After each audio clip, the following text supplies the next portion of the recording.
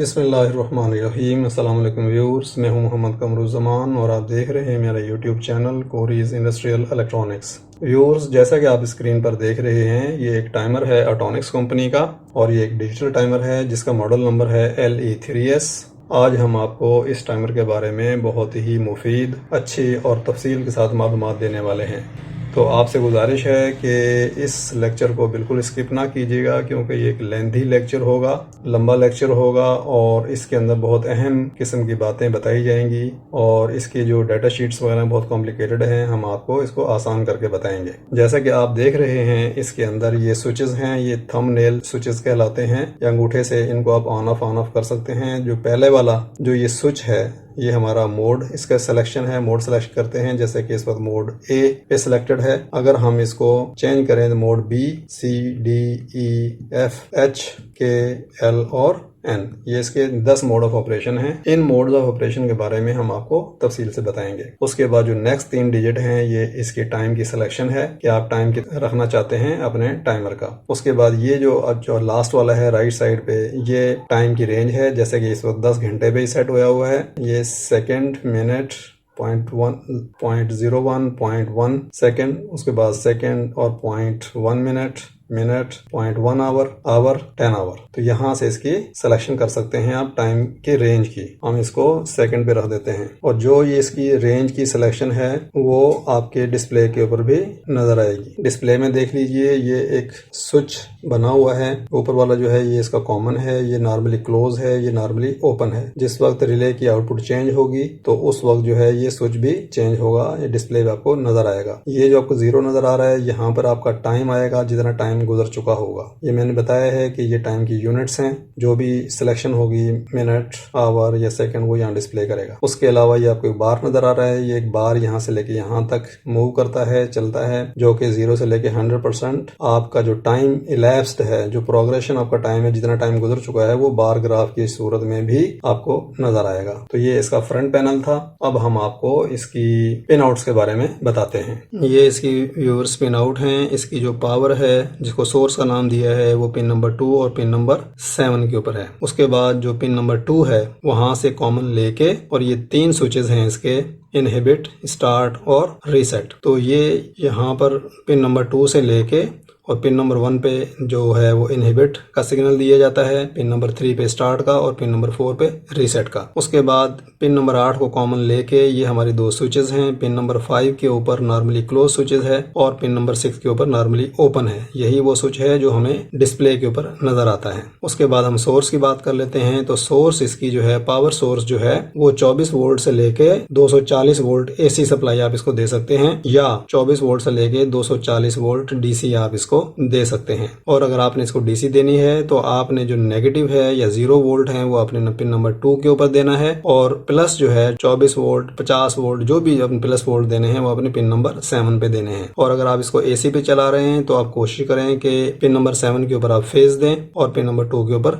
Neutral दें। उसके बाद एक अहम बात, ये इसके पिन है बॉटम से। तो यहाँ पर देखिए एक स्विच लगा हुआ है। देखिए इस वक्त ये स्विच राइट साइड पर है। इस तरफ लिखा हुआ है अप और इस तरफ लिखा हुआ है डाउन। अगर आप चाहते हैं कि आपका टाइम जो है वो नीचे से ऊपर की तरफ जाए, यानी कि 0 से ऊपर की तरफ जाए, तो इसको अप पोजीशन पर होना चाहिए। और अगर आप चाहते हैं कि जितना आपने टाइम सेट किया है शुरू में वो डिस्प्ले करे और उसके बाद वो नीचे की तरफ आए, 0 की तरफ आगे मुकम्मल हो, तो फिर आप इसको डाउन की तरफ करेंगे। अमूमन क्या है कि जब फैक्ट्री सेटिंग होती है तो ये वाला जो स्विच है वो इस मॉडल के अंदर अप की तरफ ही होता है। थोड़ी सी हम जो है वो इसकी डाटा शीट की तरफ जरा देख लेते हैं। तो कंपनी ने इसका नाम LCD digital thumb wheel switch timer नाम रखा है। उसके बाद जो LE3S है, उसका जो स्टैंडर्ड मॉडल है जो हमारे पास है, उसके अंदर टाइम लिमिट जो है, एक स्विच है, 1 कॉन्टैक्ट है, सिंगल पोल, डबल थ्रू। और उसके बाद अगर LE3S के बाद A लिखा हुआ होता तो उसके अंदर टाइम लिमिट के 2 स्विचेस होते, 2 कॉन्टैक्ट होते, डबल पोल, डबल थ्रू। और अगर LE3S के बाद अगर B लिखा हुआ होता इसके मॉडल नंबर के अंदर, तो फिर टाइम लिमिट का एक स्विच होता और एक इंस्टेंटेनियस स्विच होता। ये इसके जो है वो 10 मोड हैं। पहला मोड जो है मोड A ऑन डिले कहलाता है। उसके बाद मोड B जो है इंटरवल डिले, मोड C जो है ऑन डिले, D जो है फ्लिकर का, और E जो है फ्लिकर, F जो है one shot out flicker, H जो है ऑफ डिले, K जो है ऑन ऑफ डिले, L जो है इंटरवल डिले, N है इंटीग्रेशन टाइम। ये इसके 10 मोड हैं, इसके बारे में हम आपको बताएंगे और इसका प्रैक्टिकल करके दिखाएंगे। उसके बाद व्यूअर्स आपको ये दायरों के अंदर आपको A और B नजर आ रहा होगा। तो इस A का जो मतलब है कि यहाँ पर आपने जो इनपुट है वो कंटिन्यूस देनी है, और B का मतलब है, ये 3 B हैं, इनका मतलब ये है कि आपने इनपुट जो है वो पल्स की सूरत में देनी है। ये हमारे जो है वो टाइम रेंजेस हैं। अगर आप 0.01 सेकंड पे रखेंगे टाइम, तो 0.01 सेकंड से लेके 9.99 सेकंड तक की रेंज सिलेक्शन होगी। अगर आप 0.1 सेकंड पे रखेंगे तो 0.1 से लेके 99.9 सेकंड सिलेक्शन होगी। अगर आप सेकंड पे रखेंगे तो 1 से लेके 999 सेकंड तक आपकी रेंज सिलेक्ट होगी। उसके बाद मिनट के बारे में आ जाते हैं। 0.1 मिनट की अगर आप सिलेक्शन करते हैं तो 0.1 मिनट से लेके 99.9 मिनट की सिलेक्शन होगी, और अगर आप मिनट यानी कि एम पे रखते हैं तो 1 मिनट से लेके 999 मिनट तक सिलेक्शन होगी। उसके बाद आवर्स के बारे में बात कर लेते हैं। 0.1 आवर अगर होगा तो 0.1 आवर से लेके 99.9 आवर, और अगर आवर पे एच पे रखते हैं तो 1 आवर से लेके 999 आवर, और 10 आवर पे रखते हैं तो 10 आवर से लेके 9990 आवर तक इसकी रेंज सेलेक्ट होगी। उसके बाद अगर एस के नीचे डैश जो लगा हुआ है, अगर आप ये वाली सिलेक्शन करते हैं तो इसको उन्होंने नाम दिया है मिनट और सेकंड का, यानी कि 0 मिनट 01 सेकंड से लेके 9 मिनट और 59 सेकंड तक की रेंज सिलेक्शन होगी। और अगर एम के नीचे डैश है, अगर ये वाला अगर आप टाइम रेंज सेलेक्ट करते हैं जिसको आवर और मिनट कहा गया है, तो ये 0 आवर 01 मिनट से लेके 9 आवर और 59 मिनट तक की सिलेक्शन होगी। आगे इसके जो है वो सेंसर्स की इनपुट के बारे में बताया है कि सेंसर की इनपुट किस तरीके से देनी है। सॉलिड स्टेट अगर इनपुट है, यानी कि ये एक अदद सेंसर है जो कि NPN ओपन कलेक्टर आउटपुट है, तो उसकी इनपुट आपने इस तरीके से देनी है। पिन नंबर 2 के ऊपर ग्राउंड यानी कि 0 वोल्ट देने हैं, और इनहिबिट, स्टार्ट या रीसेट के ऊपर आपने इस Q1 ट्रांसफर की आउटपुट से यहाँ सिग्नल देना है। और अगर आपका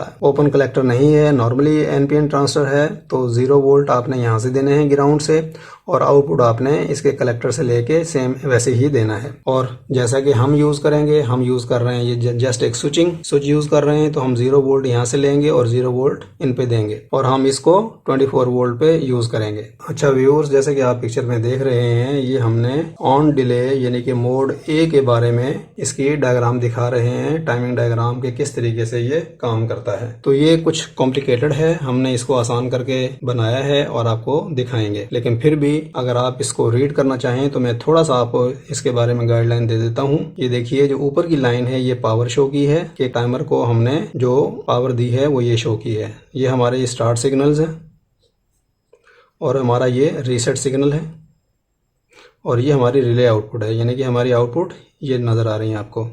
उसके बाद आपको ये दो, एक ये और एक ये नज़र आ रही हैं। तो ये जो है, ये अगर आपने अपने टाइमर को अप मोड में रखा होगा तो आप इसको फॉलो करेंगे, डाउन मोड में रखा होगा तो इसको फॉलो करेंगे। अप मोड में रखा होगा तो ये देखिए, ये टी लिखा हुआ है, टाइम यहाँ से स्टार्ट होगा, तो आपकी प्रोग्रेशन बार ग्राफ और नंबर आपके बढ़ते जाएंगे, और यहाँ पर जाके आपका टाइम मुकम्मल हो जाएगा। जैसे कि सेटिंग टाइम जो भी आपने टाइम यहाँ सेट किया हुआ है 0 से लेके यहाँ तक पहुँच जाएगा। और अगर आपने डाउन में अगर इसको रखा होगा तो आपका जो है मैक्सिमम टाइम जो सेट किया वहां से शुरू होगा, और बॉटम की तरफ यानी कि 0 की तरफ आना शुरू हो जाएगा, और यहाँ पर आके एंड हो जाएगा। तो इसी तरीके से इन्होंने इसको बताने की कोशिश की है, जो कि कॉम्प्लिकेटेड है। तो हम अब चलते हैं कि आपको इसकी प्रैक्टिकल डेमो कराते हैं ताकि आपको आसानी से समझ में आ जाए। तो व्यूअर्स, जैसा कि आप देख रहे हैं, हमने ये 3 अदद स्विचेस लगाए हैं। ये वाला स्विच हमारा इनहिबिट का है, ये हमारा रीसेट का है, और ये स्टार्ट का है, यानी कि इनपुट हम यहाँ से देंगे। उसके बाद ये वाला जो टाइमर है इसको हमने 24 वोल्ट डीसी पे ऑपरेट किया है। तो चलिए, जैसा कि हमने आपको बताया है कि स्टार्ट सिग्नल हम अपने टाइमर को स्टार्ट करने के लिए इस्तेमाल करेंगे, और रीसेट को हम जब यूज करेंगे जब कभी भी हमारा जो टाइमर है वो अप हो जाएगा और इस हालत में नहीं होगा तो हम रीसेट करेंगे, तो हमारी इनिशियल पोजीशन में आ जाएगा। उसके बाद जो इनहिबिट सिग्नल है इसके बारे में हम आपको बता देते हैं कि इनहिबिट का मतलब है मना करना, रोकना, या दूसरे अल्फाज में यहाँ पर ये समझ लीजिए फ्रीज करना। जब हमारा ये सिस्टम चल रहा होता है और अगर हम इसको इनहिबिट को प्रेस कर देंगे तो हमारा सिस्टम वहीं पर रुक जाएगा। अब मिसाल के तौर पे मैंने इसको मोड ए पे रखा हुआ है और मैंने इसको 5 सेकंड के टाइम पे रखा हुआ है। तो मैं इसको यहाँ से स्टार्ट करूंगा, स्टार्ट करने के बाद मैं इनहिबिट दबा के रखूंगा, तो जब तक इनहिबिट दबा रहेगा तो हमारी जो है वो ये काउंटिंग रुक जाएगी। और जो ही मैं इसको रिलीज करूंगा तो काउंटिंग वहीं से शुरू हो जाएगी। चलिए हम आपको बताते हैं कि किस तरीके से इसको चेक कर सकते हैं। इनहिबिट को यहाँ से मैं इसको दबा के रखूंगा क्योंकि मोड ए के अंदर इनपुट का होना जरूरी है। ये देखिए मैंने इसको दबाया, काउंटिंग शुरू हो गई। अब मैं इनहिबिट को दबा रहा हूँ। इनहिबिट को मैंने दबा के रखा और वहीं पर हमारी 2 के ऊपर काउंटिंग रुक गई। अब इस इनहिबिट को मैं छोड़ूंगा, काउंटिंग वहीं से शुरू हो जाएगी। ये देखिए काउंटिंग वहीं से शुरू हो गई। तो ये इनहिबिट का फंक्शन है कि जब भी ये वाली इनपुट आएगी आपका फंक्शन वहीं पर रुक जाएगा, आगे काउंटिंग नहीं होगी। उसके बाद जो रीसेट है, रीसेट के बारे में हम आपको बताएंगे, बल्कि इसको यूज भी करेंगे। चलिए अब हम इसको थोड़ा सा मैग्नीफाई कर लेते हैं ताकि आपको सही नजर आए। स्विचेस को हम साइड पे करते हैं। आपको इंट्रोडक्शन इसका करा दिया है कि हम कौन कौन सा स्विच यूज करेंगे। तो चलिए हम अब इसके मोड्स के बारे में बात करते हैं, डेमोन्स्ट्रेशन देते हैं, आपको समझाते हैं इसके मोड कैसे काम करते हैं। मोड ए जो है इस वक्त हमारा सिलेक्टेड है, टाइम हमारा 5 सेकंड का है। मोड ए जो है वो ऑन डिले टाइमर है, यानी कि हमारा जो भी प्रीसेट टाइम है जैसे कि 5 सेकंड, ये टाइम 5 सेकंड मुकम्मल होगा तो उसके बाद हमारी आउटपुट ऑन होगी। चलिए हम इसको इनपुट हमने दी, काउंटिंग हमारी शुरू हो गई और 5 सेकंड के बाद ये हमारे स्विचिंग चेंज हो जाएगी और हमारा यहाँ पर ये रुक गया। ठीक है, और जो ही मैं इसको रिलीज करूंगा तो हमारा काउंटर जो है वो इनिशियल स्टेट में आ गया। इसमें हमें रीसेट करने की जरूरत नहीं रही। इसको हम मोड बी पे कर देते हैं। ये मोड बी है। उसके बाद ये कहलाता है इंटरवल डिले। चलिए देखते हैं हम अपने मोड बी को कि हमने मोड बी की यहाँ सिलेक्शन कर ली है। अब हम इसको इनपुट देते हैं जो कि कंटिन्यूस इनपुट है।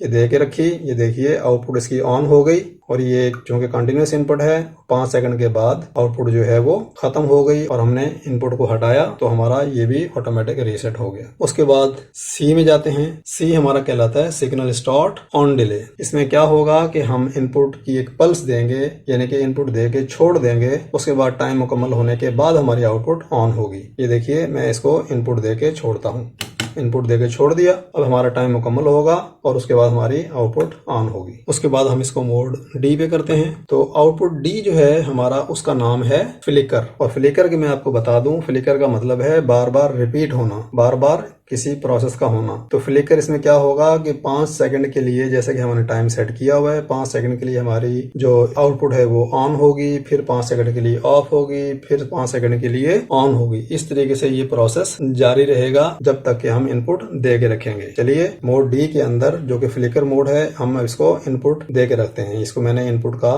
बटन दबाया। अब ये देखिए इस वक्त हमारी आउटपुट ऑफ है, ये हमारी आउटपुट ऑन हो गई, फिर ऑफ हो गई। मैंने इनपुट को दबा के रखा हुआ है, यानी कि इनपुट को दे के रखा हुआ है, फिर ये देखिए ऑन हो गई। इसी तरीके से ये साइकिल चलता रहेगा जब तक कि इनपुट आप इसको दे के रखेंगे।